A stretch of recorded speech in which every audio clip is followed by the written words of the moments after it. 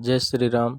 श्री रामचरितमानस सुंदरकांड में हनुमान जी लंका में प्रवेश करके लंकनी का वध कर देते हैं और आगे चलते हैं। तात स्वर्ग अप वर्ग सुख धरई तुला एक अंग तुलन ताई सकल मिली जो सुख लव सतसंग। हे तात, स्वर्ग और मोक्ष के सब सुखों को तराजू के एक पलड़े में रखा जाए तो भी वे सब मिलकर उस सुख के बराबर नहीं हो सकते जो लव मात्र के सत्संग से होता है। प्रविशि नगर की जय सब काजा हृदय राखी कौशलपुरी राजा। अयोध्यापुरी के राजा श्री रघुनाथ जी को हृदय में रखते हुए नगर में प्रवेश करके सब काम कीजिए। गरल सुधारि पुकरई मिताई गोपद सिंधु अनल सितलाई। और उनके लिए विष अमृत हो जाता है, शत्रु मित्रता करने लगते हैं, समुद्र गाय के खुर के बराबर हो जाता है, अग्नि में शिथिलता आ जाती है। गरुड़ समेरु रेणु समताई राम कृपा करि चितवा जाही। और हे गरुड़ जी, सुमेरु पर्वत उसके लिए रज के समान हो जाता है जिसे रामचंद्र जी ने एक बार कृपा करके देख लिया। तब हनुमान जी अति लघु रूप धर्यु हनुमाना पैटि नगर सुमरे भगवाना। तब हनुमान जी ने बहुत ही छोटा सा रूप धारण किया और भगवान का स्मरण करके नगर में प्रवेश किया। मंदिर मंदिर प्रीति कर सौदा देखे जहते अगणित जोधा। उन्होंने एक एक महल की खोज की, जहाँ तहाँ असंख्य योद्धा देखे। फिर गयऊँ दशानन मंदिर माही अति विचित्र कई जात सुनाही। फिर वे रावण के महल में गए। वह अत्यंत विचित्र था जिसका वर्णन नहीं किया जा सकता। सैन किए देखा कपिते ही मंदिर महुन दिखी वे देही। हनुमान जी ने उस रावण को सैन किए देखा, परंतु महल में जानकी जी नहीं दिखाई दी। भवन एक पुण्य दिख सुहावा हरि मंदिर तय भिन्न बनावा। फिर एक सुंदर महल दिखाई दिया, वहाँ भगवान का एक अलग मंदिर बना हुआ था। रामायुध अंकित गृह शोभा बरनिन जाय नव तुलसी का वृंद तय देख हरस कपिराय। वह महल श्री राम जी के आयुध अर्थात धनुष बाण के चिन्ह से अंकित था। उसकी शोभा वर्णन नहीं की जा सकती। वह नवीन नवीन तुलसी के वृक्ष समूह को देखकर कपिराज हनुमान जी हर्षित हुए। लंका निशिचर निकर निवासा यहाँ कहाँ सज्जन करे वासा। मन महु तरक करे कपिलागा ताई समय विभीषण जागा। लंका तो राक्षसों के समूह का निवास स्थान है, जहाँ सज्जन का निवास कहाँ अर्थात साधु पुरुष यहाँ कहाँ निवास करेंगे। हनुमान जी मन में इस प्रकार तर्क करने लगे, उसी समय विभीषण जाग गए। राम राम ते सुमिरन कीना हृदय हरस कपि सज्जन चीना। उन्होंने विभीषण ने राम का नाम का स्मरण किया। हनुमान जी ने उन्हें सज्जन जाना और हृदय में हर्षित हुए।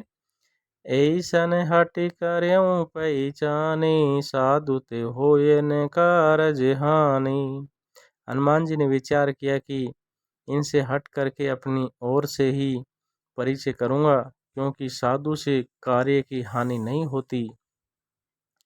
विप्र रूप धरि वचन सुनाए सुनत विभीषण उठित आए। ब्राह्मण का रूप धारण करके हनुमान जी ने उन्हें वचन सुनाए। सुनते विभीषण जी उठकर वहां आए। करि प्रणाम पूछी कुशलाई विप्र कयो निज कथा बुझाई। प्रणाम करके कुशल पूछी और कहा कि हे ब्राह्मण देव, अपना कथा समझा कर कहिए कि तुम हरिदासन में कोई मोरे हृदय अप्रीति अति होई। क्या आप हरि भक्तों में से कोई हैं क्योंकि आपको देखकर मेरे हृदय में अत्यंत प्रेम उमड़ रहा है। कि तुम राम दीनी अनुरागी, आयऊ मोहि करन बड़े भागी। और क्या आप दीनों से प्रेम करने वाले स्वयं श्री राम जी हैं, जो मुझे बड़भागी बनाने घर बैठे दर्शन देकर कृतार्थ करने आए हैं। तब हनुमंत कही सब, राम कथा निज नाम। सुनत जुगल तन पुलक मन, मगन सुमरि गुण ग्राम। सियावरि राम जय जय राम। तब हनुमान जी ने श्री रामचंद्र जी की सारी कथा कहकर अपना नाम बताया। सुनते ही दोनों के शरीर पुलकित हो गए और श्री राम जी के गुण समूह का स्मरण करके दोनों के मन प्रेम और आनंद में मग्न हो गए। सुनऊ पवन सुत रहनि हमारे, जिमि दस नहीं मऊ जीव विचारी। विभीषण जी ने कहा, हे पवन पुत्र हनुमान, मेरी रहनी सुनो, अर्थात मैं किस प्रकार से लंका में रह रहा हूँ। मैं यहाँ वैसे ही रहता हूँ जैसे दांतों के बीच में बिचारी जीव रहती है। तात कबऊ मोहि जानिया नाथ, करे हई कृपा भानुकुल नाथ। और हे तात, मुझे अनाथ जानकर सूर्य कुल के नाथ श्री रामचंद्र जी क्या कभी मुझ पर कृपा करेंगे। तामस तनु कछु साधन नाही, प्रीति न पद सरोज मन माही।